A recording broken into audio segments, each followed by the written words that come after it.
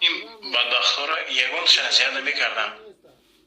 فقط بله طوری است، برای که کسل یک زرنده است. برادر وقتی شما همراه سرش پسش مسکو سخن کرده شد کسی دیگه از ضبط کرده باشد، لیکن وای نه اگر در کلن خودش باشه زنش خودش، لیکن اگر در دیگه کلن باشد برادران تاجیک خود میگن ضبط کرده نه سرش مسکو. دیدم میگم مقصد مردم اکنون همین خیلی فتنه دوست می‌دارن برای خیر برای کلام، ولی اگر روزی اینجا که بخیر است، اگر روزی در یوتیوب هم تیفر بگوشم مردم 500 600 کس دارن میگه که امید رحمت کنیم رو بکنم چای کنارش میداره ای فرامان کنیم سکرت و شب نمیسرای دیگه رو دیگه برای من خاطر الله میهدایت شما انشالله. و یک سخن دیگه داشتم، بسیاری برادران اهل اسلامی و گرامی، شما یک کاری بد داره که هر یک خواهر مؤمن صورت میگیرین به نام همون خواهر مؤمن سایت توی میکشوین و دیگر پسران می نویسین.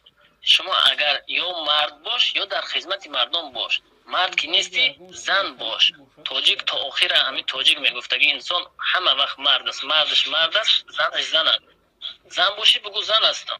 این خیلی نکن، برای بسیار خواهرام را می نویسه که التماس لایک نمانیم برادر خوب لایک نمانیم.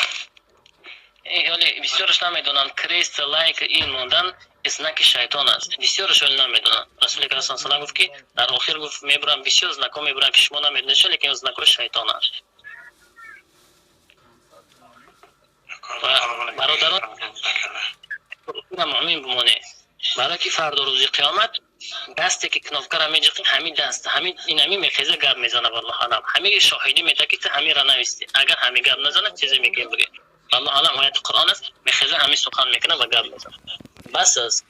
بسیار خواهرام را می نویسن که اکا التماس همین سایت بلاکی رکنی، اکا فلان سایت مرد شدن در کار، یک کس خواهر تو را همین خلقه میفورد، یک کس مادر تو همین خلقه میفورد.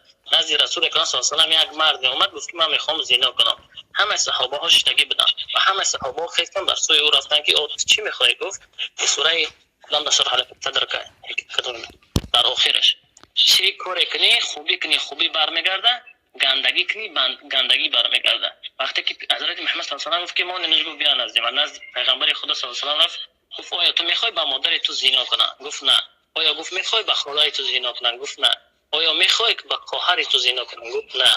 و گریان شد اشکر و برگشت و رفت. هر وقتی که سخن رسول اکرم صلی الله علیه و آله در سرش میزد که میخوای با مادر تو زنا کنم، اشکان چشمانش زمین تر میکرد. شما را باشه همین کارا نکنید برادران. یک خواهر ننویسین، نفس خود را بخپین. نفس یک چیزی که اول جهاد کردنی باشین، نفس خود خاموش کن. نفس خود خاموش کردن نتونستی تو هیچ کنیستی. اول در آدمیزاد نفس باید آرام کردن در کار. رسول اکرم صلی الله علیه و آله گفت که وقتی نفستون آرام کردن نمیتونه با نماز آن با روزه گرفتن نفس خود را آرام کنید. کم برادرانی که بودن من گفتم شو انشاءالله باشه در اینجا بودن. خیلی جزاک الله خیرا. اللهم هدایت کند. انشاءالله که با در وقت رقمایش نویسیم در لیست تا انشاءالله جواب که با خیلی گپ داره انشاءالله و سخن میکنیم. خوب انشاءالله انشاءالله ما در خدمت خود آیات قرآن است و چیزی که باشه انشاءالله موافقت در خدمت شما هستیم. السلام علیکم و رحمت الله و برکاته.